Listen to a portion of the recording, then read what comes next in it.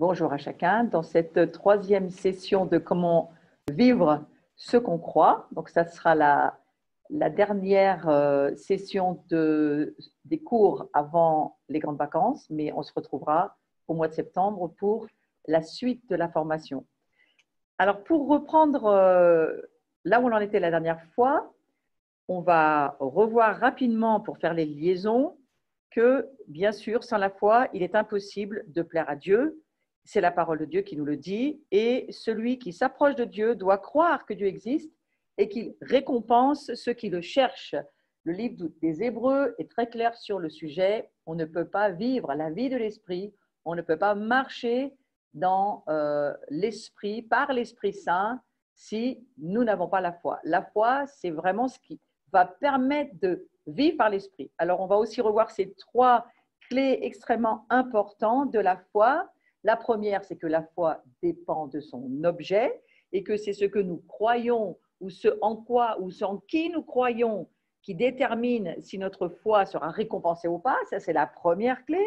La deuxième clé, c'est que la profondeur de notre foi, elle est proportionnelle à la connaissance que nous avons de l'objet de notre foi. Donc, cette proportionnalité de la profondeur de notre foi va être en rapport avec la connaissance de l'objet. Ça, c'est la deuxième clé. Et puis, la troisième clé que nous avons vue, c'est que la foi, c'est une action et que si nous ne faisons pas ce que Dieu dit, nous ne croyons pas vraiment en lui.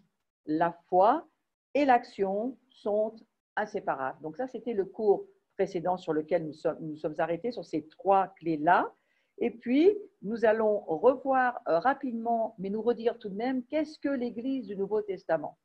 Alors, l'Église du Nouveau Testament, bien souvent, on se rend compte que, eh bien, elle n'est pas appelée à être un hôpital, même si c'est quelque chose qu'elle a à faire pour aider les plus fragiles et ceux qui en ont besoin. Elle est quand même appelée, l'Église, à être un poste militaire avancé, avec l'ordre d'attaquer les portes de l'enfer. C'est tout le rôle et c'est aussi tout le mandat des veilleurs, des intercesseurs, des guetteurs, de ceux qui sont appelés dans ces services-là. Donc, l'Église est appelée à être un poste militaire avancé sur les événements que nous pouvons voir se dérouler aujourd'hui.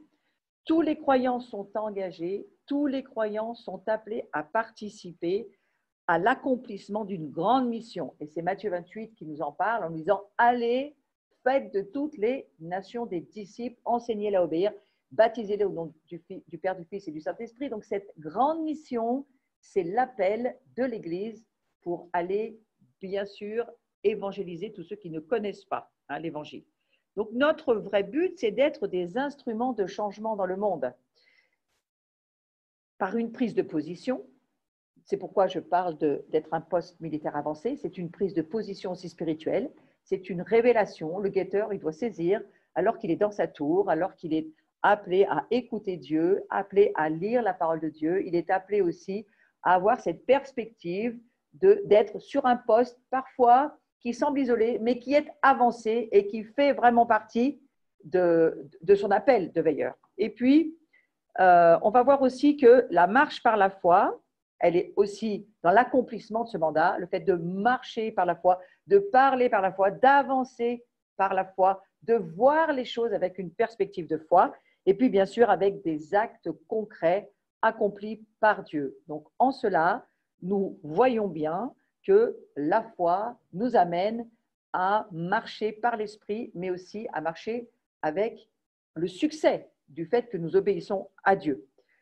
Donc nous allons nous rendre compte que l'objectif de Dieu pour nous, et avant de parler des directives pour marcher par la foi, on va voir que l'objectif de Dieu pour nous, et c'est important de le comprendre, c'est important pour un guetteur, pour un intercesseur de le comprendre, parce qu'on pourrait parfois se perdre dans le service, dans l'appel ou dans le mandat dans lequel nous sommes impliqués, engagés. Parfois, ça peut peut-être même nous tourmenter de se dire est-ce que vraiment je fais suffisamment, est-ce que je fais les choses comme il faut? Mais on doit se souvenir d'un point, et c'est important en tant que disciple et c'est important en tant que guetteur de se souvenir de ceci. L'objectif de Dieu pour nous, avant tout, c'est la croissance de Christ en nous. Quoi que nous fassions, quel que soit le mandat ou l'appel, auquel nous sommes appelés. L'important, c'est de nous souvenir qu'il faut que Christ en moi augmente, grandisse. Donc, c'est ce but, c'est la croissance, pas de mon moi, mais la croissance de Christ en moi. Et alors que Christ grandit, moi, je diminue. Ça se fait d'une façon tout à fait proportionnelle. Donc, accordons notre foi tous ensemble, aujourd'hui, dans ce dernier cours, sur cet objectif. Le Seigneur, nous te prions pour une unité de foi, que chacun d'entre nous puisse s'accorder sur ta parole et se mettre en accord avec elle. Il faut que Christ grandisse en moi. C'est le point vraiment essentiel avant d'aller sur d'autres directives de la marche par l'Esprit. Alors, nous pouvons prier le Seigneur dès le début de ce cours. Nous prions le Seigneur pour une communion spirituelle qui amènera une plateforme de foi. Et tous les guetteurs doivent saisir cette importance d'être sur cette plateforme de foi, sachant qu'une foi corporative, une foi qui travaille avec des guetteurs ensemble, c'est pour ça qu'aujourd'hui, on voit qu'il y a des réseaux qui communiquent, il y a des couloirs spirituels dans lesquels on peut se retrouver et parler. Les connexions Internet aujourd'hui ont été extrêmement importantes, elles le sont toujours, parce qu'elles permettent d'amener une foi corporative, une foi qui permet de monter dans l'autorité parce que nous sommes ensemble.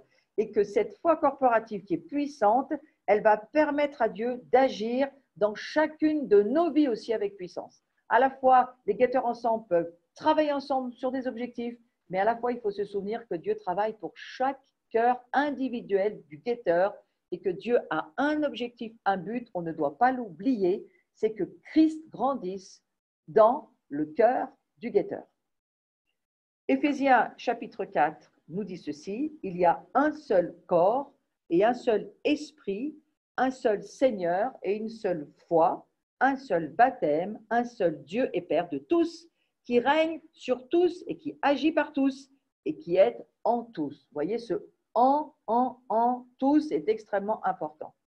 Donc, il y a de la puissance dans un corps assemblé, dans une même foi. C'est quelque chose que nous ne devons jamais oublier. Les objectifs de Dieu sont très clairs. Quoi que nous fassions, quel que soit notre mandat, quel que soit notre appel, il faut que Christ grandisse en moi. Donc, notre appel et notre service va être aussi utilisé par Dieu pour que nous puissions voir Christ grandir en chacun d'entre nous. Donc maintenant, nous allons aller sur les directives pour marcher par la foi. Et nous allons voir que quand nous basons notre valeur personnelle sur la réussite de nos plans personnels, notre vie est une longue course sur les montagnes russes de nos émotions. Le seul moyen d'en sortir, c'est de marcher par la foi en se basant sur les vérités de la parole de Dieu. Un des buts du diable, c'est de nous garder enchaînés dans les ténèbres ou de nous transformer en épave émotionnelle. S'il n'y arrive pas, il peut encore essayer de semer la confusion dans ce que nous croyons. Un des buts du diable, c'est vraiment de nous garder enchaînés. Souvenez-vous de ça.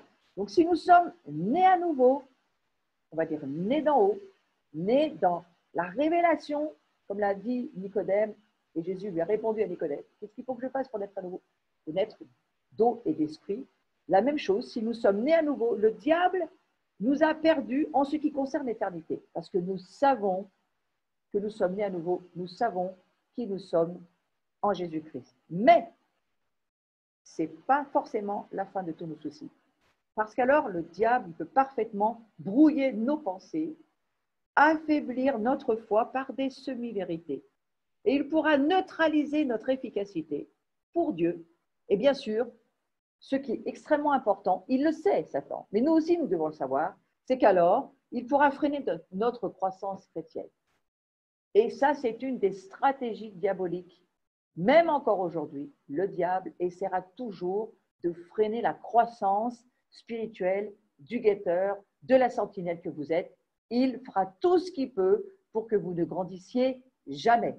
Vous pouvez être né à nouveau, mais ne pas grandir. Et le but de la parole de Dieu, le but de ce que la Bible nous dit, il faut que nous croissions à tous égards. Donc, c'est extrêmement important d'y veiller. Un veilleur commence par veiller sur sa propre vie, c'est l'essentiel. Dieu veut que nous ayons du succès. que nous soyons heureux et épanouis, mais il est essentiel pour notre maturité spirituelle que ce que nous croyons concernant le succès, la valeur, l'épanouissement, la satisfaction, l'amusement, la sécurité et la paix soit fermement ancré dans les Écritures. Et aujourd'hui, ça va nous permettre de ne pas être confus, mais simplement de marcher dans les directives qui sont les nôtres pour nous qui sommes nés à nouveau et donc qui voulons marcher par la foi. Alors, on va voir le premier, le succès. Le succès, c'est le fait de choisir les objectifs de Dieu. Si vous estimez avoir peu de succès, c'est probablement parce que vous avez du mal à atteindre les objectifs que vous êtes fixés. Et vous ne les atteignez pas. Si vous ne les atteignez pas, c'est probablement parce qu'ils ne sont pas bons.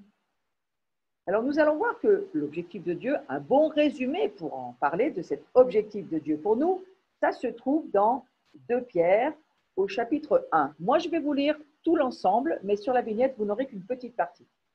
Mais écoutez ce que dit la parole de Dieu et essayez de suivre au travers de l'écoute. Par sa puissance, en effet, Dieu nous a donné tout ce qu'il faut pour vivre dans l'attachement au Seigneur, en nous faisant connaître celui qui nous a appelés par la manifestation de sa propre gloire et l'intervention de sa force. Ainsi, nous bénéficions des dons les plus précieux et les plus grands que Dieu nous avait promis. Il a voulu par ces dons vous faire participer à la nature divine, vous qui avez fui la corruption que les mauvais désirs font régner dans ce monde.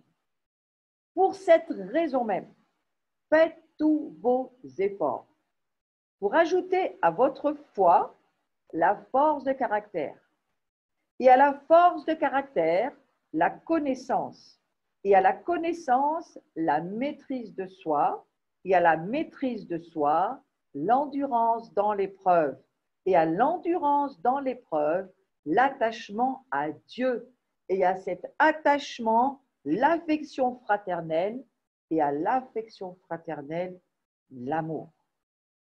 Car si vous possédez ces qualités, c'est juste le verset que j'ai repris, si vous possédez ces qualités, et si elles grandissent sans cesse en vous, elles vous rendront actifs et vous permettront de connaître toujours mieux notre Seigneur Jésus-Christ. Car celui à qui elles font défaut est comme un aveugle, il ne voit pas clair, il a oublié qu'il a été purifié de ses péchés d'autrefois. C'est pourquoi, frères, sœurs, puisque Dieu vous a appelés et choisis, redoublez d'efforts pour éprouver dans toute leur force les effets de cet appel et de ce choix.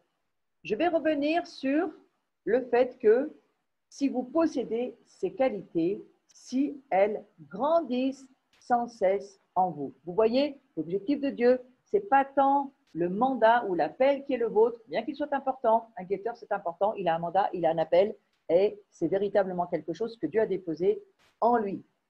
Mais la chose importante dont il faut se souvenir, c'est que si vous possédez ces qualités, les qualités dont nous venons de parler, sachant qu'il faut faire tous nos efforts pour ajouter à notre foi ce que je viens de lire, la force de caractère, la connaissance, la maîtrise de soi, l'endurance dans l'épreuve, l'attachement à Dieu, l'affection fraternelle pour finir par l'amour, il faut faire tous nos efforts pour que tout cela nous amène à avoir un caractère fait, complet, mature.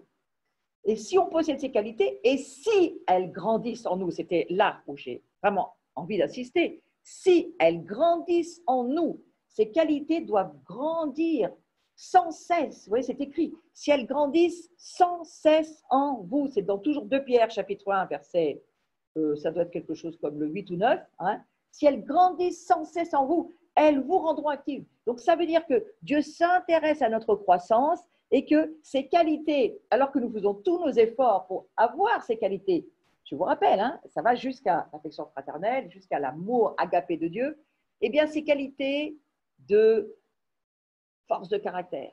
J'insiste, c'est très important.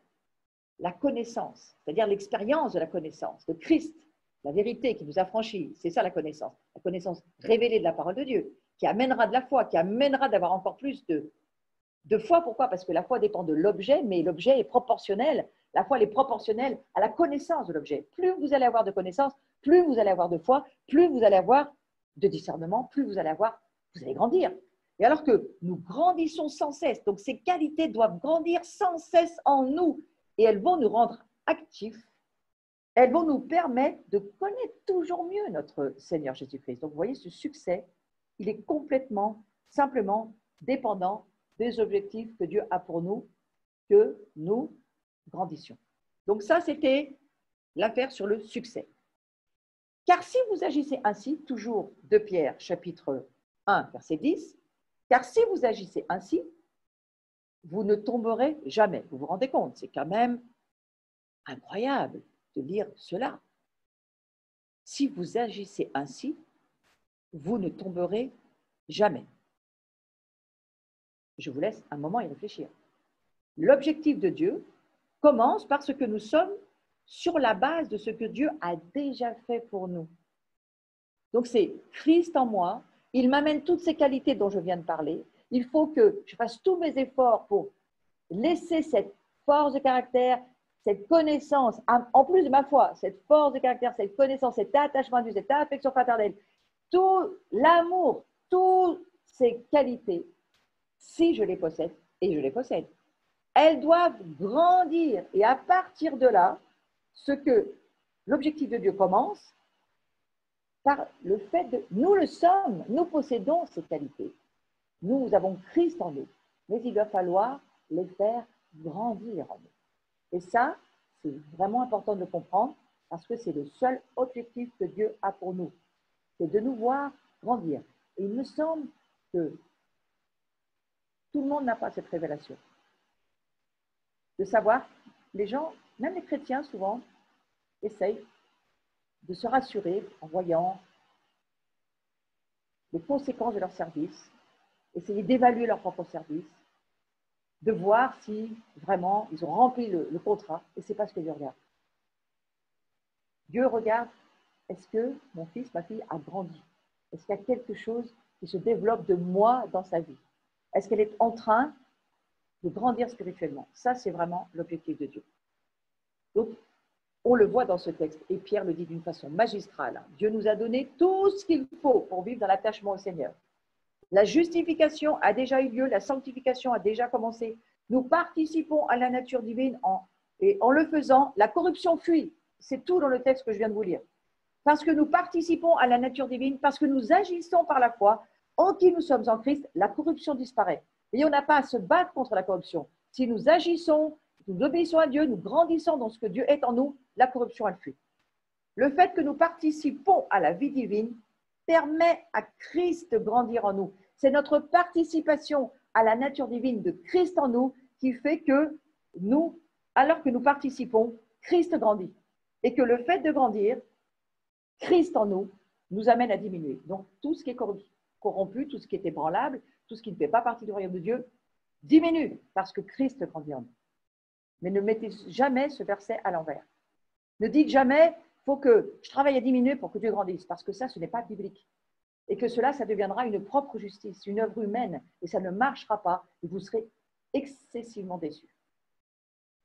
Donc, l'affirmation, il faut qu'il croisse et que je diminue, Jean chapitre 3, verset 30, il faut qu'il croisse et que je diminue. C'est extrêmement important pour comprendre comment la corruption fuit de notre vie déjà. Il faut respecter l'ordre des mots. Et je reviens sur cette vignette, c'est à mesure que nous chercherons l'accroissement de Christ en nous que nous allons diminuer. À mesure que nous chercherons l'accroissement de Christ en nous. Alors souvenez-vous, les guetteurs, les sentinelles, souvenez-vous de ce verset de 2 Pierre, chapitre 1. Tout ce début de 2 Pierre, extrêmement important, parce que nous avons là tout ce qu'il nous faut pour pouvoir grandir et avoir une directive extrêmement importante de comment marcher par l'esprit, par la foi. C'est à mesure que nous participons à la vie divine que les ténèbres fuient. La passion pour Jésus-Christ, le Fils de Dieu, va déplacer cet intérêt égoïste qui nous a tellement handicapés. Et une des clés se trouve dans Galates chapitre 2, verset 20. Je suis crucifié avec Christ. Ce n'est plus moi qui vis, c'est Christ qui vit en moi. Mais ne vous crucifiez pas vous-même. Laissez simplement, au travers de la révélation de votre véritable identité, laissez simplement, croyez que, en faisant tous vos efforts, comme le dit Pierre, pour que vous puissiez participer à la nature divine et bouger, obéir à Dieu, croire à ce que Dieu vous demande, faites marcher par la foi, et alors que vous allez simplement marcher dans la foi de ce que Jésus vous dira, simplement participer à la nature divine qui est la vôtre, les ténèbres s'enfuiront. Laissez le Seigneur prendre de plus en plus de place et alors vous occuperez de moins en moins le terrain de votre propre vie. L'amour doit être le but de notre marche. Si la motivation qui nous pousse à apprendre ou à connaître s'écarte du désir de croître en amour, d'avoir un cœur pur et une foi sincère, nous avons dévié de la vérité. L'amour doit être le but de notre marche. Si Christ vit en moi, qu'est-ce qui vit en moi? Le gouvernement de l'amour. La motivation qui me pousse, qui vous pousse à apprendre, doit être la motivation d'apprendre à aimer comme Christ nous a aimés, comme le Père a aimé le Fils nous aime, le Père nous aime, et nous devons apprendre à aimer comme Christ nous a aimés. Si nous étudions la Bible pour toute autre raison que de connaître Dieu et lui obéir, nous ouvrons la porte à une déviation subtile mais profonde de la vérité. La chose qui est importante de bien saisir, connaître Dieu, connaître Christ et surtout obéir à Christ, c'est extrêmement important de le saisir. C'est pourquoi le fondement même d'un mandat, d'un guetteur, d'un sentinelle, d'un adorateur, d'un sacrificateur, le mandat d'un disciple, c'est de comprendre la première des choses, c'est de connaître Dieu et de connaître d'abord lui seul. Et il me semble que la saison de réinitialisation dans laquelle nous nous sommes trouvés, alors qu'il y a eu ces ténèbres qui sont abattues sur la terre au travers de cette pandémie, nous n'allons pas regarder la pandémie parce qu'elle est là pour beaucoup de raisons que nous pouvons comprendre. Mais ceci dit, nous pouvons, toute chose concourt au bien de ceux qui aiment Dieu, utiliser ce qui se passe pour nous, en disant, alors que nous restons chez nous, alors que nous avons encore du temps à passer chez nous, alors que nous déconfinons d'une certaine manière, mais que nous avons encore du temps, pour certaines personnes encore en télétravail, encore avec du temps peut-être plus que d'habitude, connaissons Dieu, cherchons-le, laissons Christ grandir en nous. C'est en cela que la corruption qui est en nous fuira. Donc la seule façon de connaître la parole de Dieu, eh bien c'est quoi? C'est de connaître Dieu lui-même. C'est la seule façon de connaître Dieu. C'est la seule façon, la parole de Dieu, elle est là pour que nous puissions connaître Dieu lui-même. Le but de Dieu, quel est le but de Dieu? L'important, c'est notre fidélité à la vérité. Je l'ai écrit sur cette vignette, mais quel est le but de Dieu? Nous devons concentrer notre attention sur le but final de Dieu sous peine d'être sans cesse distraits par ses buts secondaires. Nous ne serons pas jugés selon la dose de vérité qu'il y aura dans notre savoir, mais nous serons jugés selon la fidélité qui sera la nôtre à la vérité que nous croyons. J'ai presque envie de dire à la vérité que nous connaissons par l'esprit. Dans notre marche par la foi dépend de la connaissance de l'objet de notre foi. Quel est l'objet de notre foi? Christ. Donc plus nous allons être fidèles à Christ, l'esprit de la vérité, l'esprit de vérité, Christ, l'Esprit Saint, Dieu le Père, trois en un, alors que nous serons fidèles à la vérité, alors oui, c'est là que nous allons pouvoir, on va presque dire, accomplir le but de Dieu pour notre vie. On ne va pas être jugé selon la dose de vérité qu'il y aura dans notre savoir, frères et sœurs. Attention, nous ne sommes pas branchés sur l'arbre de la connaissance, ni du bien, ni du mal. Nous sommes branchés, connectés. C'est facile à nous pour le comprendre aujourd'hui, beaucoup plus peut-être qu'on n'a jamais pu comprendre ce mot, connectés. Hein. Nous sommes connectés à l'arbre de vie. Et l'arbre de vie, c'est une connaissance par la révélation et par la foi de qui il est, de qui nous sommes et de ce qu'est le royaume de Dieu en nous. Alors, à quel point véhiculons-nous l'image de Jésus? C'est juste une petite question qu'on pourrait se poser sans aucune accusation ni condamnation. C'est juste une question que nous devons simplement nous poser. Alignez-vous au but de Dieu, c'est extrêmement important. Alignez-vous. La vérité ne nous est pas donnée pour que nous sachions, mais pour que nous devenions. Nous sommes devenus ce que Christ est pour l'éternité. La croix, c'est un échange de nature. Ça, vous pouvez le recomprendre dans les premiers cours précédemment que j'ai donnés il y a plusieurs mois. Alors, vraiment, cet échange de nature à la croix fait que la vérité nous est donnée pour que nous devenions, c'est-à-dire pour que nous grandissions à la ressemblance de Christ. Et je vais peut-être dire quelque chose qui peut être trop choquant, mais je le comprends comme cela. Christ peut se dupliquer en nous. Mais c'est à nous d'y travailler. Ça va être une duplication avec un chemin de maturité et un besoin de liberté. Tout le long de notre vie, il faut apprendre à pratiquer la liberté, c'est-à-dire la délivrance pour nos vies. Parce qu'il y a des ténèbres qui fuient simplement alors que nous obéissons à Dieu. Il y a des ténèbres qu'il faut chasser par nous-mêmes, parce que quelque part, c'est notre travail aussi de chasser les démons, et ça commence par nous. Ça fait partie de notre marche dans la liberté, mais notre marche à la maturité, eh bien, elle se situe là. Nous mûrissons alors que Christ grandit en nous. C'est lorsque Christ grandit en nous que nous devenons matures. Et en aucun cas parce que nous essayons de nous diminuer, parce que ça ne fonctionne pas. Quand les vérités que nous apprenons ont cessé de nous transformer. Donc, c'est une question que nous devons nous poser. Est-ce que les vérités aujourd'hui qui nous sont révélées au travers de ma marche chrétienne, et nous marchons tous les jours, donc nous grandissons tous les jours, des révélations, nous en avons besoin tous les jours. C'est exactement comme la nourriture dans le monde naturel. Nous avons besoin de ces révélations pour avancer, pour grandir. Alors, est-ce que ces vérités, est-ce qu'elles nous transforment? La gloire, c'est une puissance de transformation. Donc, si nous vivons une transformation, quelle que soit la vitesse, ça, ce n'est pas très important. Mais le fait de se laisser transformer, quelle que soit la vitesse, c'est extrêmement important de le comprendre parce que ça fait partie vraiment du but de Dieu. Que nous puissions être transformés. Alors, si nous ne vivons plus de transformation, c'est que nous sommes sortis du chemin qui est Jésus. Parce qu'il est la vérité. C'est un verbe d'état.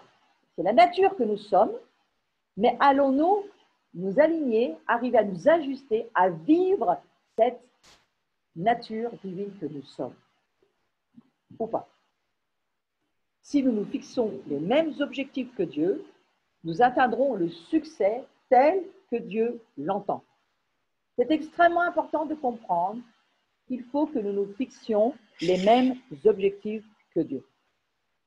Ayons les mêmes objectifs que Dieu. Comprenons que l'importance pour les chrétiens que nous sommes, les guetteurs que nous sommes, l'important, frères et sœurs, c'est qu'ils grandissent en nous, que Christ grandisse en nous.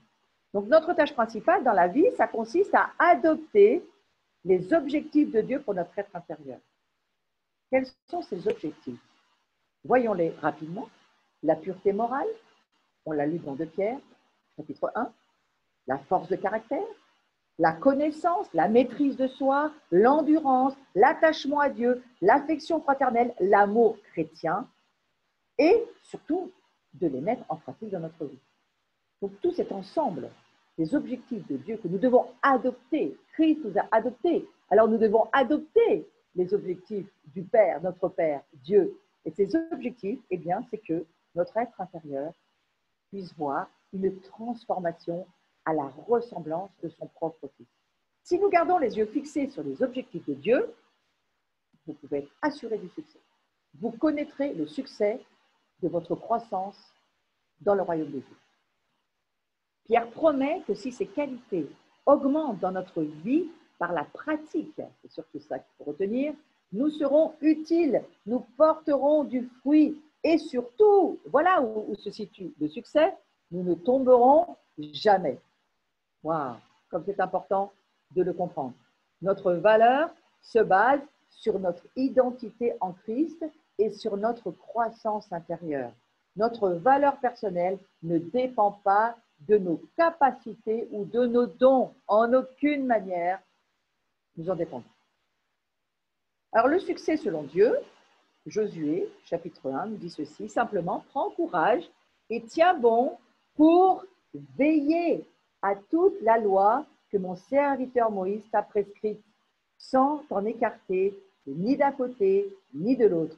Alors, tu réussiras dans tout ce que tu entreprendras. Voyez-vous ce terme veiller pour un veilleur, pour un guetteur? Tiens bon pour veiller à quoi? À obéir à toute la loi. Si Christ l'a accompli, nous maintenant, il va falloir y obéir. Et on est extrêmement focalisé sur ce point, parce que c'est à nous d'y obéir. Le succès de Josué dépendait-il d'autres personnes ou circonstances? Absolument pas. Le succès de Josué ne dépendait que de son obéissance à la parole de Dieu, c'est-à-dire à la Torah, bien sûr, ou à l'Ancien Testament, parce qu'à ce moment-là, c'était le Premier Testament, mais c'était son obéissance à ce que Dieu lui disait, à la parole de Dieu, que Dieu avait donné à Moïse. Donc, elle était transmise, cette parole, au travers des tables de la loi. Voilà le modèle que nous devrions imiter. Accepter l'objectif de Dieu pour notre vie et le suivre dans l'obéissance. Voilà le succès pour nous qui sommes fils et filles de Dieu nés d'ange. Si Josué croyait à ce que Dieu lui avait dit et faisait ce que Dieu lui avait dit de faire, alors il aurait du succès. Et le succès de la conquête de Jéricho, c'est un exemple du succès selon Dieu. Donc si vous avez autour de votre vie des forteresses qui vous semblent infranchissables, invincibles, des murs devant vous, vraiment des obstacles à votre marche par la foi, souvenez-vous que votre succès, ce n'est pas le fait de faire tomber vos murs, c'est le fait que vous grandissiez en Christ en faisant simplement ce que Josué faisait, c'est-à-dire que, eh bien, il faisait ce que Dieu lui demandait de faire. Et ce que Dieu nous demande de faire, les buts de Dieu, je vous le redis, c'est que Christ grandisse en toi, en vous, et que nous puissions, à ce moment-là, juste à ce moment-là, parce que Christ grandit en nous, alors nous allons diminuer. Nous allons voir maintenant la valeur selon Dieu. Nous avons vu le succès, maintenant nous allons voir la valeur. Si nous voulons avoir plus de valeur, nous devons concentrer notre énergie sur des activités qui ont de la valeur, celles qui durent pour l'éternité. La valeur d'un acte dépend du temps qu'on y consacre.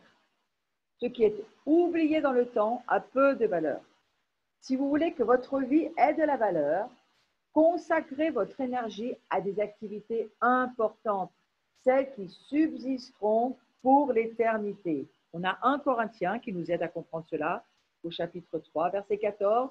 Si l'œuvre bâtie par quelqu'un subsiste, il recevra une récompense. Le mot subsiste, c'est le plus important, c'est le mot-clé. Si nous avons la tentation de nous sentir insignifiants, comprenons, il n'y a pas d'enfant de Dieu insignifiant. C'est un mot qui n'existe pas dans le royaume de Dieu.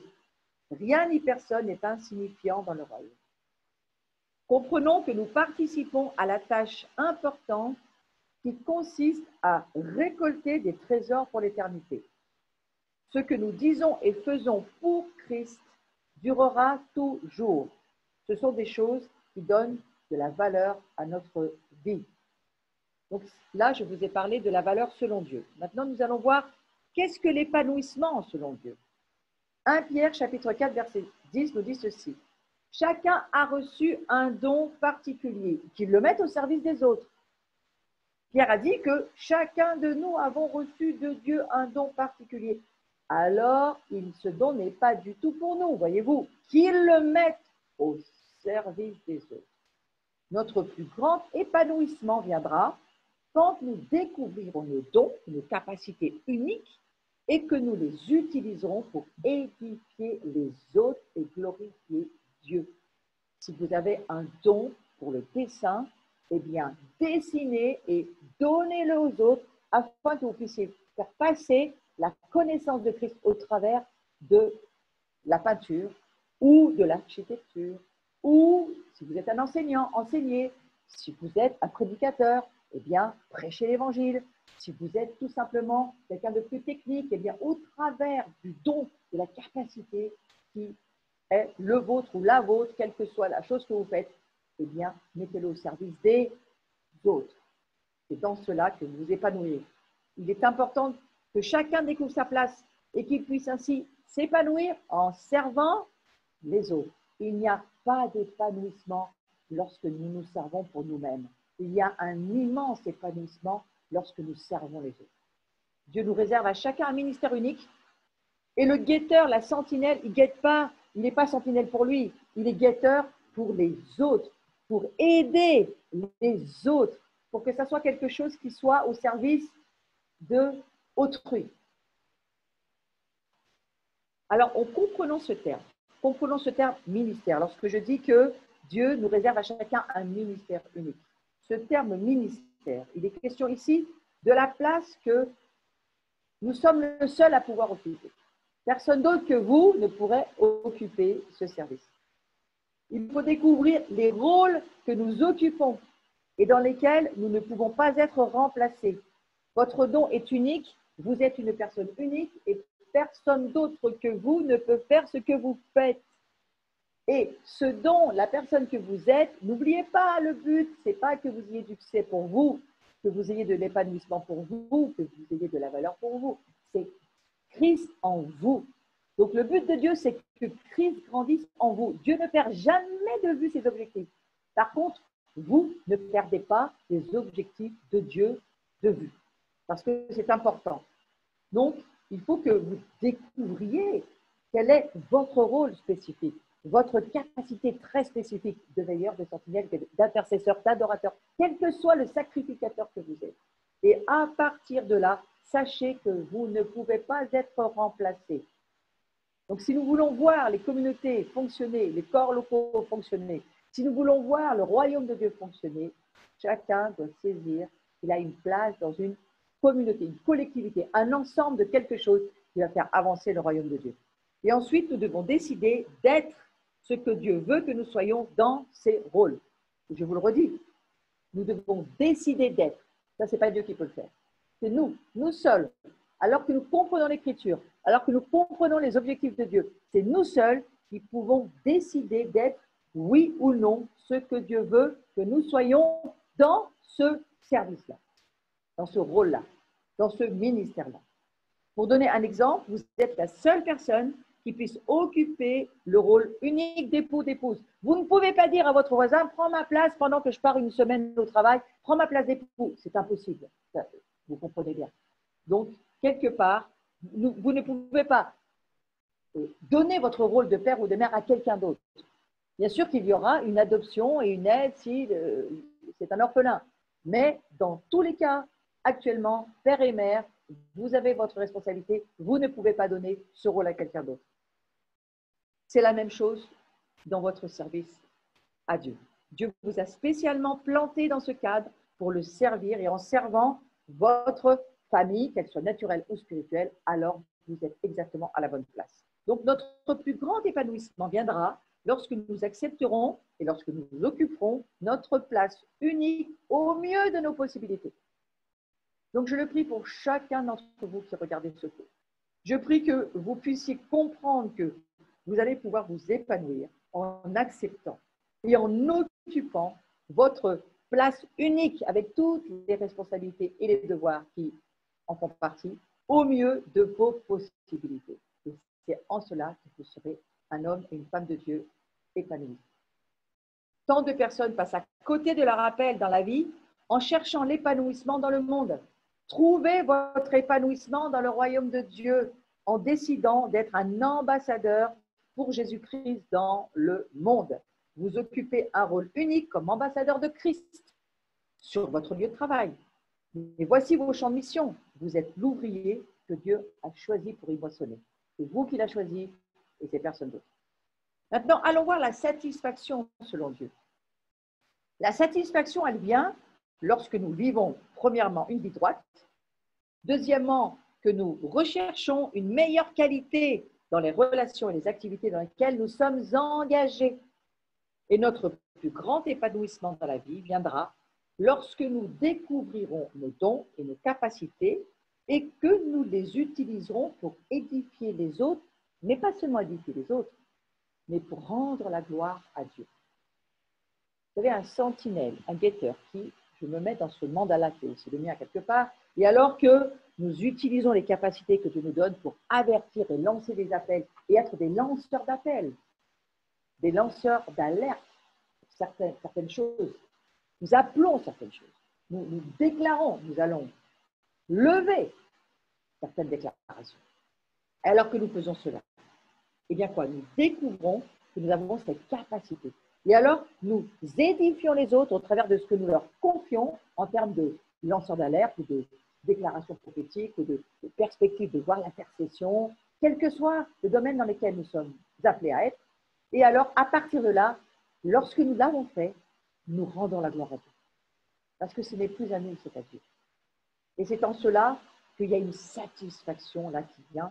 La satisfaction vient lorsque notre vie est droite et que nous cherchons la meilleure des qualités dans les relations, les activités dans lesquelles nous sommes engagés. Je vais aller sur cette idée de obtenir une plus grande satisfaction en faisant bien un petit nombre de choses. C'est beaucoup mieux de faire bien un petit nombre de choses que de faire de nombreuses choses superficiellement et à la... Donc, recherchons la qualité, la meilleure qualité dans la relation et dans les activités dans lesquelles nous nous trouvons. La satisfaction personnelle ne vient pas en élargissant nos responsabilités, mais en approfondissant un engagement envers la qualité. Regardez Jésus, il avait 12 disciples, et il aurait pu en avoir des centaines de milliers, c'était Dieu. Non, 12 disciples, ils cherchent une relation, mais de qualité, qualité relationnelle.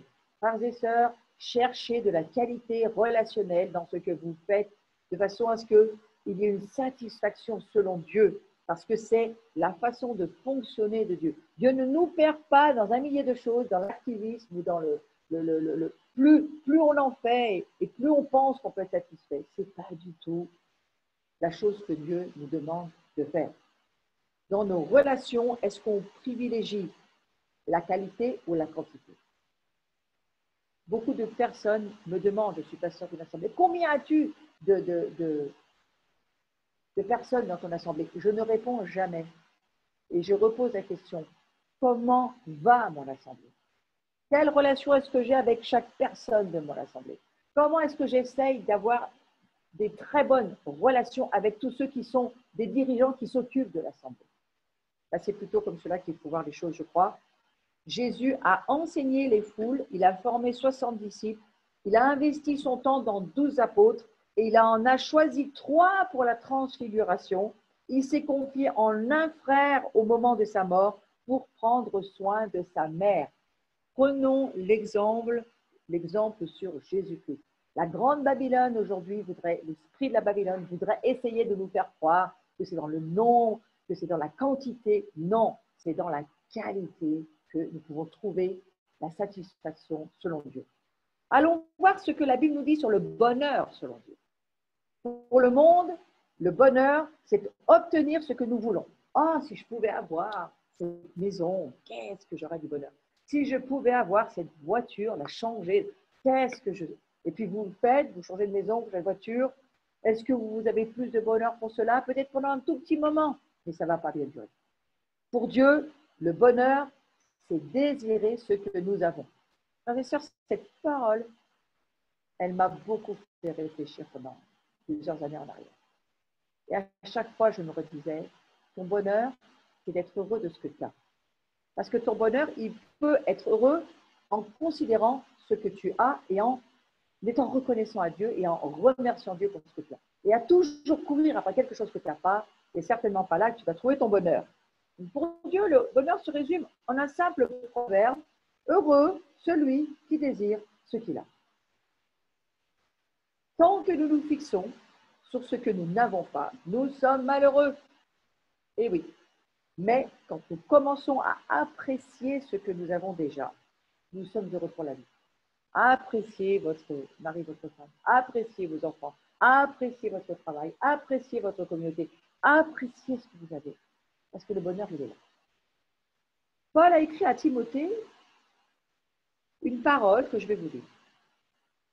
La véritable foi en Dieu est en effet une source de richesse quand on sait être content avec ce qu'on a. Nous n'avons rien à porter dans ce monde et nous ne pouvons rien en emporter. Tant que nous avons nourriture et vêtements, nous nous en contentons. Nous nous trouvons dans 1 Timothée, chapitre 6, verset 6. Et jusqu'à lui. Reprenez ce verset et dites-vous, lorsque peut-être l'ennemi voudra vous tourmenter dans vos pensées, revenez à cette pensée, je suis heureux de ce que j'ai. Paul, il avait trouvé le vrai bonheur et il écrit à Timothée, c'est un père pour Timothée. Il essaye de dire à son fils, Timothée, ton bonheur, c'est de le trouver dans ce que tu as. Il écrivait pourtant ces mots, Paul, il était en prison. Attention, la religion a rendu confus ce verset en essayant de nous convaincre que le bonheur selon Dieu consiste à se réjouir de ne rien avoir. Ah non, c'est pas ça que ça veut dire. Hein. Mais nous sommes faits pour une vie d'abondance et de bénédiction. Donc n'allons pas sur l'esprit de pauvreté qui voudrait essayer de nous faire croire qu'on peut être heureux en étant pauvre. Ce n'est pas ce que dit Paul. Désirer ce que nous avons ne concerne pas les choses matérielles. On peut s'attendre à une guérison, à un changement dans notre vie, en faire un objectif de bonheur. Mais le temps de Dieu n'est souvent pas le nôtre. Et ces choses viendront en son temps. En fait, nous avons déjà tout pour nous rendre heureux, on va dire pour toujours. Nous avons Christ, peut-être être heureux pour tout. Nous avons Christ, nous avons la vie éternelle. Nous avons un Père céleste qui nous aime, qui a promis de subvenir à tous nos besoins. Il a promis. Si nous voulons être heureux, apprenons à être reconnaissants pour ce que nous avons et à ne pas être avides de ce que nous n'avons pas. On va encore voir une des directions pour marcher par la foi, parce que l'amusement, on n'en parle pas souvent dans les églises, mais je crois qu'il faut peut-être aborder ce sujet rapidement. L'amusement, selon Dieu, c'est quoi? Êtes-vous un chrétien qui s'amuse? L'amusement, c'est une spontanéité. Et pour cela, il nous faut être libre des apparences et de ce que vont bien pouvoir penser les autres. La plus grande inhibition pour le chrétien, c'est cette tendance humaine à vouloir préserver les apparences. Si vous faites partie d'une communauté, d'une église, vous savez de quoi je parle. Nous ne voulons pas que ce comportement ait l'air déplacé. Nous ne voulons pas baisser dans l'estime des autres. Et nous étouffons donc notre spontanéité en la cachant sous une fausse politesse ou, je dirais presque, sous un masque religieux. Et nous voulons, bien entendu, plaire aux autres. Mais Paul, il suggère que tous ceux qui vivent pour plaire aux autres, eh bien, il suggère une chose, Paul, très spécifique. Il dit qu'ils ne servent pas Christ. Et maintenant, est-ce la faveur des hommes que je désire ou celle de Dieu? Est-ce que je cherche à plaire aux hommes? Si je plaisais encore aux hommes, je ne serais pas serviteur du Christ. Voyez-vous, même dans le fait de l'amusement, parce que c'est quelque chose qui fait partie du royaume de Dieu, l'amusement, la joie, c'est notre force, s'amuser, ça fait partie du royaume de Dieu, les enfants s'amusent, soyez comme des enfants, revenez dans le royaume de Dieu et regardez comment sont les enfants, ils s'amusent, ils savent s'amuser. Et quelque part, eh bien, vous vous amuserez beaucoup plus en faisant plaisir à Dieu plutôt que d'essayer de plaire aux autres. Donc, je vous donne un petit conseil. Lorsque vous aurez l'occasion de vous amuser et ne perdez pas cette occasion, ne pensez pas aux autres, mais pensez à votre joie en Christ et en Dieu. Toute la famille spirituelle des Yvon. Vous la connaissez, cette famille spirituelle? Alors que moi, je suis une personne qui croit dans la délivrance et qui sait parfaitement que nous pouvons avoir des esprits mauvais en nous et qui peuvent nous pourrir la vie et qu'on n'est pas fait pour garder les voleurs de notre temple. Jésus les a chassés, donc faisons la même chose. Chassons les voleurs de notre temple. Alors, je vous donne un petit conseil durant ce cours. Chassez tous les Yvons de votre vie. Tous les esprits mauvais Yvons. Qu'est-ce qu'ils vont dire? Les esprits mauvais et méchants. Qu'est-ce qu'ils vont penser de moi? Qu'est-ce qu'ils vont pouvoir me faire comme remarque des autres? Toute cette famille des Yvons. Qu'est-ce qui va bien m'arriver? C'est une famille spirituelle d'esprits méchants. Si besoin, chassez-les, mais ne les laissez pas vous inhiber, parce que je crois que vous avez largement la possibilité, la capacité, le mandat de Dieu. L'objectif aussi pour que Christ grandisse en nous. Christ aime se réjouir. Christ, il aime la joie. Christ aime s'amuser. Christ aime parfois vraiment, vraiment bien s'amuser. Et on peut le faire d'une manière tout à fait saine. Alors, ne passez pas à côté. Vous connaissez bien cette histoire de David dans la Bible. Alors que nous entrons dans cette saison, c'est le temps de danser et c'est vraiment le mandat prophétique qui nous est donné cette saison. On entre dans cette nouvelle ère et Dieu nous dit, ma sagesse, eh bien, c'est danse maintenant, danse sur les choses. Va, ta reconnaissance, ton adoration, laisse-la aller jusqu'à m'adorer en dansant. Ouh là là, qu'est-ce que tous les Yvons vont bien pouvoir dire et vont bien pouvoir penser si je fais ça dans une célébration, dans la salle où l'église se rencontre, où la communauté spirituelle se rencontre, qu'est-ce que ça va donner? Mais je crois que David nous a donné un immense exemple. David, il nous montre qu'il avait cette joie spontanée. Lorsque je parle d'amusement, c'est une joie spontanée. Je pense qu'il y avait de l'amusement dans la danse de David. Il savait être heureux dans la présence de Dieu. Il était si joyeux de voir l'arche de l'Alliance revenir à Jérusalem qu'il en oublia les convenances. Alors lui, il n'avait pas d'esprit de Yvon à l'intérieur. Hein, et il sauta, il dansa devant les seigneurs pour le célébrer. Mais Michal, son épouse, trouble le fait. Alors celle-ci ne savait pas s'amuser. Celle-ci, elle était tenue par l'apparence, tout ce que les gens pensent, tout ce que les autres disent. En plus, le roi, la femme du roi, on doit vraiment rester coincé, montrer un exemple. Voilà, tout ce qu'on peut appeler un trouble fait. Elle pensait que son comportement ne convenait pas à un roi. Et elle le lui dit avec un certain mépris. Mais David lui répondit qu'il n'en avait que faire. Et il continua à danser pour son Dieu. En réalité, qu'est-ce qu'il a montré, David? Il a montré que sa joie, l'amusement, le fait d'être heureux, d'avoir de l'amusement en lui, parce que Dieu lui donnait tellement de joie, il montre qu'il danse pour Dieu. Il ne danse pas pour les autres. Il danse juste pour Dieu et encore moins pour sa femme. Donc, voyez-vous, c'est une grande leçon. Ne faites pas, si vous amusez, si vous avez de la joie, vous êtes heureux, ne faites pas ça pour les autres. Mais ne pensez pas, ne vous laissez pas limiter par les autres. Mais faites-le pour Dieu. En fin de compte, Michal a été jugé par Dieu dans cette histoire, et pas David. Dieu a jugé la trouble faite, il n'a pas jugé celui qui faisait la fête. Donc, soyez des personnes qui savaient vivre la fête et laissez cet esprit de joie, d'aimer la fête, vivre la fête, vous envahir. Maintenant, nous allons voir, pour finir, on a presque fini, la sécurité selon Dieu. Les secrets pour vivre en sécurité consistent à dépendre des choses qui sont éternelles et non de celles qui sont temporelles. Les chrétiens sont souvent dans l'insécurité parce qu'ils dépendent des choses temporelles qu'ils ne peuvent pas maîtriser. Alors là, on est dans le bon sujet avec ce qui se passe avec ce fameux coronavirus et toute cette histoire de pandémie mondiale. Hein, on est dans le sujet. Si vous vous appuyez sur votre argent pour avoir la sécurité matérielle, hein, plutôt que de dépendre de Dieu, qui promet de subvenir à tous vos besoins, vous risquez d'être déçu et certainement trompé à la fin. Si vous placez votre sécurité dans toutes ces mesures barrières, oui, bien sûr, il faut le faire, mais est-ce que votre sécurité est totalement avec les mesures barrières? Non, certainement pas.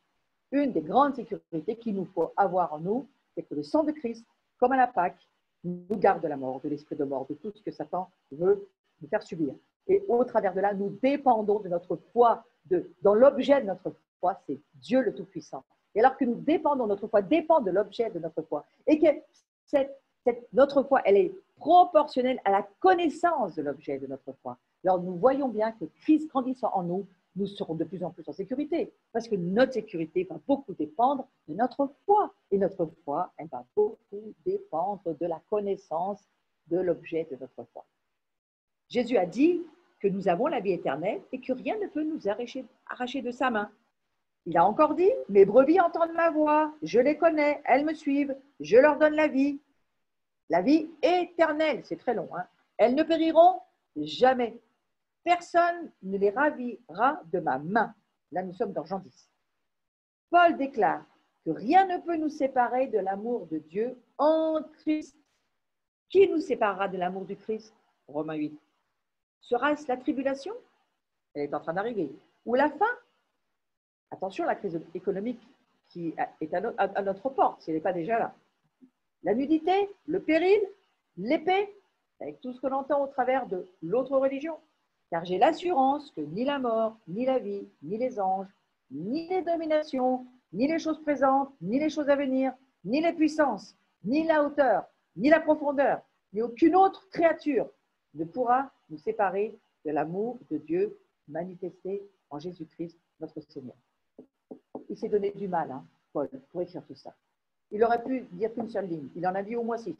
Pourquoi? Parce qu'il veut nous faire comprendre que véritablement, notre sécurité, elle est en Dieu. Donc, notre foi dépend de l'objet de notre foi. Elle est proportionnelle à la connaissance de l'objet de notre foi. Donc, c'est extrêmement important. Ne passez pas trop vite sur cet endroit-là. Dites-vous bien, votre foi, c'est important dans cette saison. Si Jésus revient, est-ce qu'il va encore trouver de la foi dans votre cœur? Est-ce qu'il y a de la foi dans votre maison? Est-ce qu'il y a de la foi dans votre façon de vivre? Parce que c'est extrêmement important. Nous sommes scellés en lui par le Saint-Esprit. Éphésiens chapitre 1, verset 13. En lui, vous aussi, après avoir entendu la parole de vérité, l'évangile de votre salut, en lui, vous avez reçu et vous avez été scellés du Saint-Esprit qui avait été promis, lequel est un gage de notre héritage, pour la rédemption de ceux que Dieu s'est acquis pour célébrer sa gloire. Quand nous nous confions dans les choses temporelles, nous risquons toujours de connaître l'insécurité. Parce que ces choses sont sujets à changement et donc à déception. Le plus grand sentiment de sécurité nous vient lorsque nous nous accrochons aux valeurs et aux relations qui dureront aussi longtemps que Dieu lui-même. Alors, essayez de voir combien de temps Dieu va durer. Et puis, on va finir par cette dernière directive de l'Esprit, tellement importante aujourd'hui, tellement importante pour les jours qui sont devant nous, tellement importante pour la fin de cet âge. La paix selon Dieu. La paix avec les autres ne dépend pas que de nous. Elle n'est donc pas un objectif selon Dieu. C'est quelque chose qui dépend des autres. Pour connaître la paix, il faut comprendre qu'il s'agit principalement d'une attitude intérieure. Et où la chose qui est importante, c'est la paix en nous, la paix de Christ en nous. Elle ne peut, en termes d'objectif selon Dieu, c'est alors que Dieu qui est en nous, lui veut développer, faire croître le Christ qui est en nous, la paix du Christ qui est en nous. Donc la paix avec Dieu, c'est quelque chose que nous avons déjà. Disons-le. Romains chapitre 5, verset 1. Étant donc justifiés par la foi, nous avons la paix avec Dieu par notre Seigneur Jésus-Christ, à qui nous devons d'avoir eu par la foi accès à cette grâce dans laquelle nous demeurons fermes et nous nous glorifions dans l'espérance de la gloire de Dieu. Donc, ce n'est pas quelque chose que nous nous efforçons d'obtenir. Il faut comprendre, je redis que la paix, il faut comprendre qu'il s'agit principalement d'une attitude intérieure. C'est la paix intérieure. Ce royaume inébranlable, Dieu est en train d'y travailler. Il veut pouvoir voir en nous son royaume inébranlable. Donc, cette paix du Christ inébranlable en nous, ce n'est pas extérieur, ça ne dépend pas des autres, c'est en nous. Le royaume est en nous. Et cette paix, elle doit grandir encore. Mais n'empêche qu'elle est déjà en nous. Et relisons bien ce verset de Romains chapitre 5. Nous avons la paix. Nous l'avons. Il faut absolument l'entendre par le Saint-Esprit. Nous avons la paix avec Dieu par Jésus-Christ. Cette paix, c'est Jésus qui nous permet de l'avoir parce qu'au travers de l'échange de la croix, alors qu'il nous donne sa nature, nous sommes plus des pécheurs, nous sommes des saints, reprenons tout le cours, alors que nous savons que nous sommes dépendants du dernier Adam, alors que nous sommes rachetés, sanctifiés, justifiés, nous avons absolument tout. Nous sommes glorifiés au travers de Jésus-Christ. Nous avons la paix avec Dieu. Ça, c'est la chose que Dieu voudrait vous donner. Et la Bible vous dit, non, vous l'avez. Alors, qu'est-ce qu'il vous faut? De la foi pour croire ce que Dieu dit que vous avez et qui est en vous. Ce n'est pas quelque chose que nous nous efforçons d'obtenir. Notre rébellion avec Dieu est terminée. Nous sommes éternellement en paix avec lui.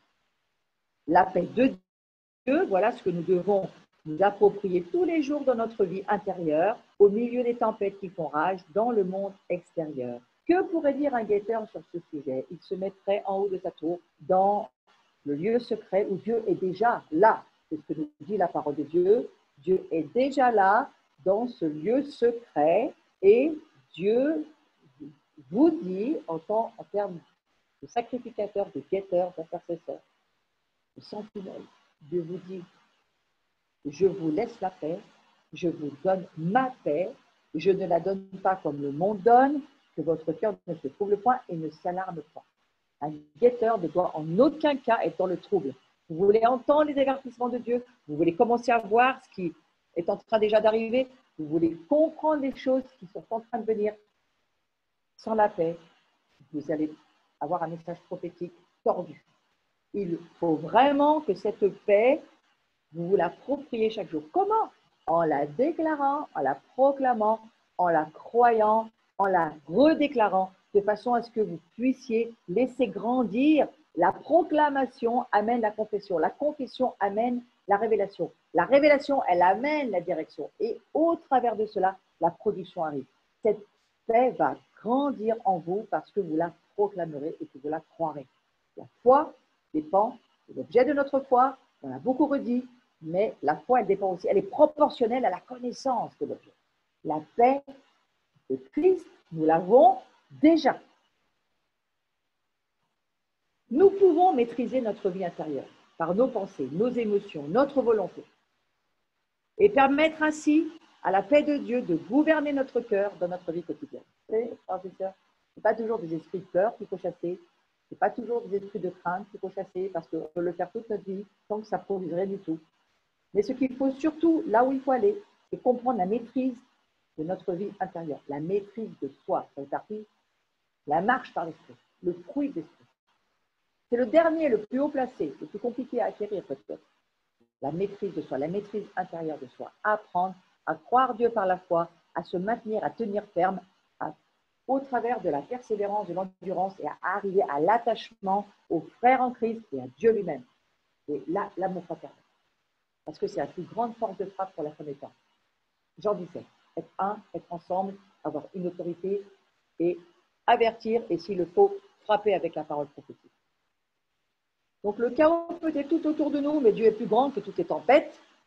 Et j'aime beaucoup ce qu'écrit ce fameux médecin, Neil Anderson, que je prends souvent en référence. Il écrit qu'il a une petite plaque sur son bureau qui lui rappelle toujours ceci. Sa plaque, voilà ce qui est écrit. Rien ne m'arrivera aujourd'hui qui ne peut être résolu par Dieu et par moi. Donc souvenez-vous de ça.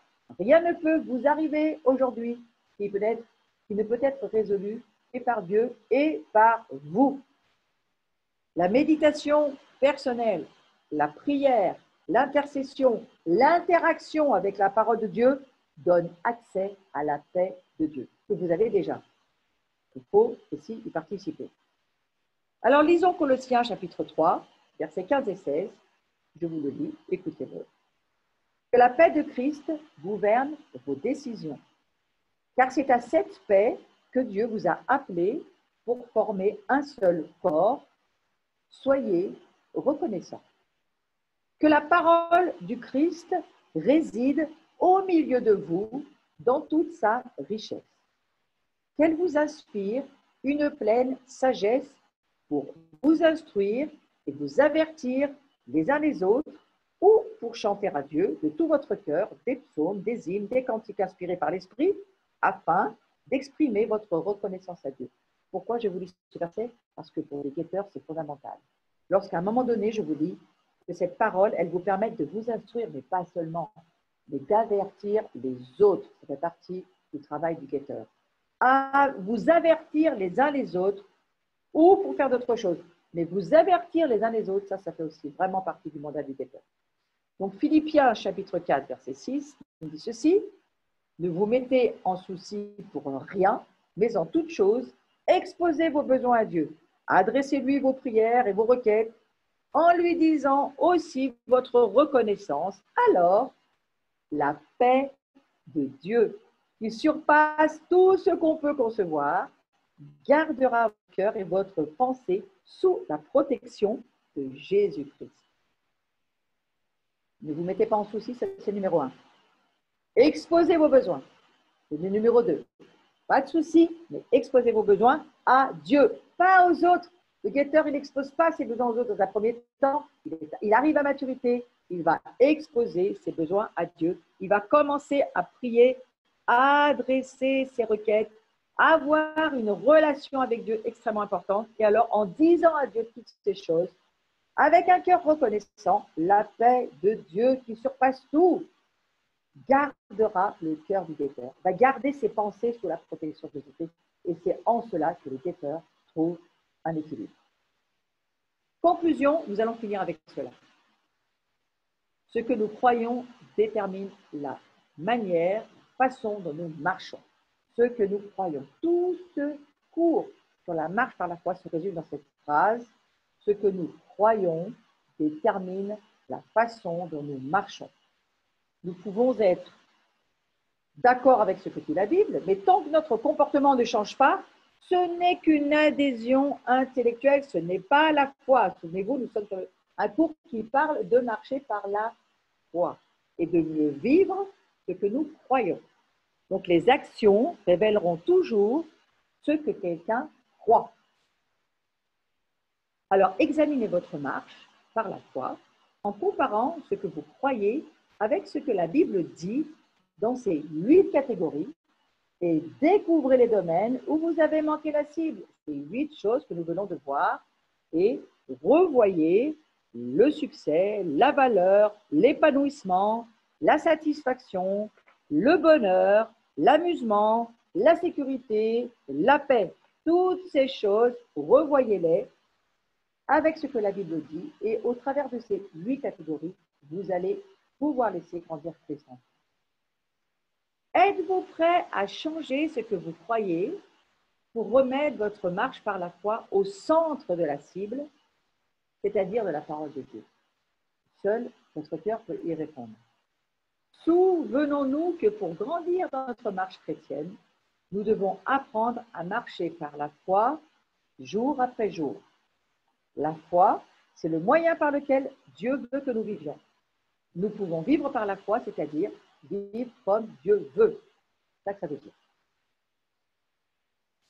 La force de notre foi sera déterminée par notre conviction personnelle que ce que Dieu veut pour est toujours bon, ce que Dieu veut est toujours bon. Dieu est bon, tout ce que Dieu veut, c'est bon, et à notre engagement à lui obéir. Nous nous engageons à obéir parce que ce que Dieu veut pour moi est bon parce qu'il m'aime. Donc notre nouvel être désire vivre dans la dépendance d'un Dieu qui nous aime, qui m'aime, et suivre le plan de Dieu. Mais nous avons emporté avec nous toutes les habitudes, tous les modèles de la chair du passé. Alors attention, parce que Satan et ses démons essayent activement de nous détourner de ce plan divin et de notre marche par la foi. Ça, c'est la chose que Satan veut faire. Il est infatigable, il va déployer tous ses efforts pour installer ses plans et tous ses stratagèmes. Au cœur de la bataille, dans nos pensées, se trouve le conflit entre vivre par la foi, selon ce que Dieu veut, et vivre ce que l'homme veut, la chair veut, mon ancien moi veut, en suivant le monde, la chair et bien entendu le diable. Alors, en fait, vous êtes celui qui va déterminer. Oui, j'ai mis une coupe, parce qu'il y a une course, et comme dira Paul, il faudra gagner la course. En fait, vous êtes celui qui va déterminer qui sera le gagnant dans chaque bataille. Souvenez-vous, la guerre est déjà gagnée par Jésus-Christ. Voilà, j'ai terminé ce cours sur comment vivre ce que l'on croit et mieux le vivre, bien sûr, au travers de la marche par la foi. Et nous allons nous quitter sur la fin de ce cours.